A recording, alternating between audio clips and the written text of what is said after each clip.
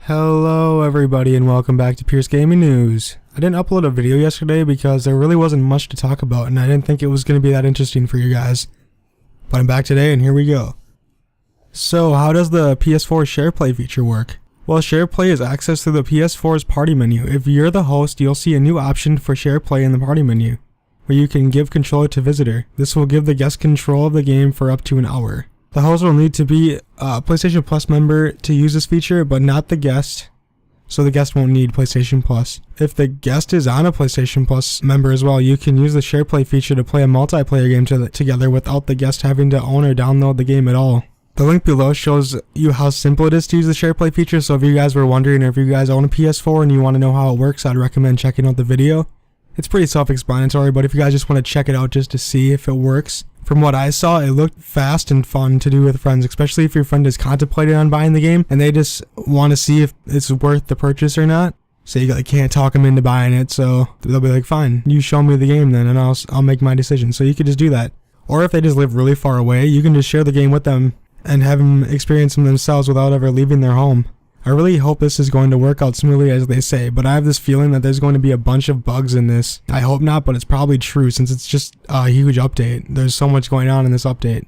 So the head of Xbox, Phil Spencer, is pretty skeptical that there is going to be a sequel to Minecraft. So Phil Spencer, the man in charge of the Xbox, opened up about the company's acquisition of Minecraft and its maker Mojang, saying that he's not sure a sequel to the landmark title is the thing that makes the most sense. Spencer also reminded IGN that the deal valued at $2.5 billion has yet to close, though all parties expect it to do so by the end of the year. That means Mojang is still very much in charge of the game as of now, which just launched on the Vita and is also coming to Windows Phone, so it's pretty much on every single platform that you can think of. The community around Minecraft is as strong as any community out there, Spencer told IGN podcast. We need to meet the needs and the desires of what the community has before we get permission to go off and do something else. So do I think Minecraft will get a sequel? No, I don't think it will, because usually when there's a sequel to a game this big, it usually is lacking in so many areas, and also the sales go down dramatically because the developers change things around. Users just hate that. But what Microsoft can do, assuming that they get this deal through, is just release DLC, improve the gameplay, add new items, and just keep people interested in the title, and that's the only way you're going to make money from this, because $2.5 billion is a lot.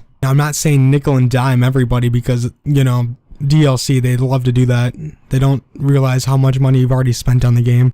But what I am saying is maybe release free DLC for it so you keep the consumer happy and they will just keep playing the game and maybe even buy another thing they've wanted within the game. But they were waiting for this DLC to release and it would come as a surprise to them and they would just buy the other item and also get the new one. So you would still be making money and keeping the consumer happy. So it all would work out for you in the end. Oh, almost forgot to let people continue to monetize your gameplay, because I know a lot of YouTubers love that because they don't have to worry about the copyright laws and everything else that they need to be worrying about. And if you were to take that away, you would also lose so many supporters of this game and it would be a huge fail, since others would think that Microsoft just came in, changed all these policies, and they didn't really care about the game. They just were looking for more money. So just leave it with them being able to monetize, because there's not many games out there that let you do that unless you're with like a network. But if they do those things, they won't lose a massive following that they've had in the past and will always have money coming in for years to come. Apparently, you might be able to get a refund for written off PS4 racer Driveclub. Driveclub pretty much remains the kind of a disaster that all developers don't like to see in their games. It's just 3 weeks since the game has been released.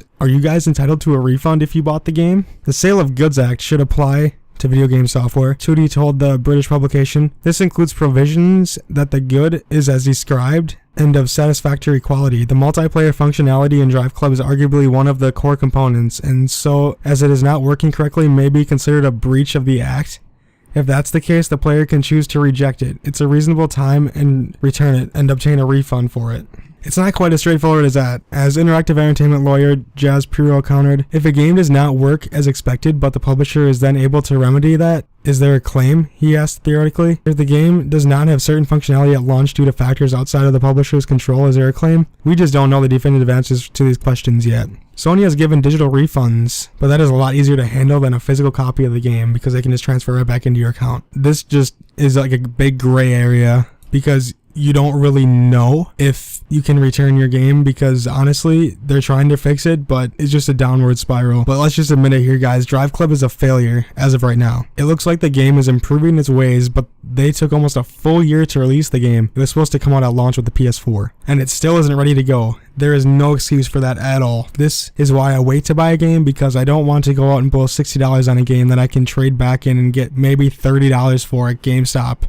Before I buy a game, I just watch live streams, read reviews, play demos if there is one, and most importantly, just go out and rent the game at your local video store. It's bound to have a few copies and it's only a couple bucks for 2 to 3 night release. That's way less than, shelling out the $60. And also with renting, I can just picture myself in a few months if I were to get bored with the game or not, see if I still like to play it or if it's good until you beat it. Those kind of like the sandbox games, those are really nice after you beat it because you can still free roam and everything. Now, I'm not here to tell you guys what to do, but I would just wait a few days after release and all the hype just wears down. Maybe even wait a week or two. Then determine your decision if you want to spend all that money because $60 is not cheap by any means, and it sucks just to waste all that money and the game just turns out to be broken like this one, or you just don't like it at all. I mean, I could see if they pushed it back a few months, but not an entire year and the game is still broken. Oh yeah, has anybody heard of the PlayStation Plus edition of this? Anybody? Well, me either. And that was supposed to be included in October as a bonus game alongside the free PlayStation 4 October games for PlayStation Plus members.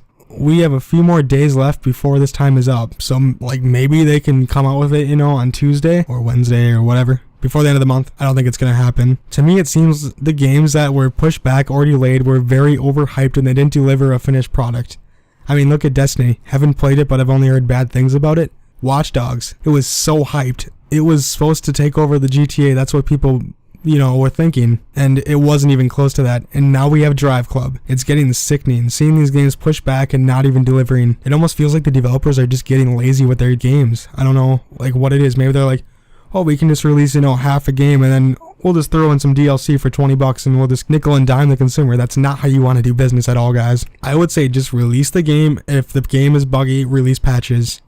Yeah, the game will be very buggy maybe if they didn't get time to finish it or whatever at launch, but at least it's out and you can play it. It's not like the game is going to get better after a few month delay. Well, it might be better, but it's still going to be the same game and concept. You know what I mean? It's going to be the same game, but it's not going to be improved. They can't do a total 180 and be like, oh, we don't like this game anymore. I think you guys know what I mean. Well, I hope no more games get delayed because it's just getting old and the game loses so much interest when they do stuff like that. There was a couple games I was looking forward to this year and then they just pushed them back. You just lose interest. The game, the hype dies down, the interest dies down. It's not good. Well, let me know what you guys think in the comments. Do you think you should be able to get a refund for Driveclub? Because, there's countless other games that are going along the same lines as Driveclub, so they're not the only ones. I don't think you should be able to, but it's pretty bad when you push it back a full year and the game still isn't ready to go. I don't know, tell me what you guys think in the comments. I will talk to you guys tomorrow. Make sure to like, comment, favorite, and subscribe, and follow me on Twitch, Twitter, and Facebook. Have a good one.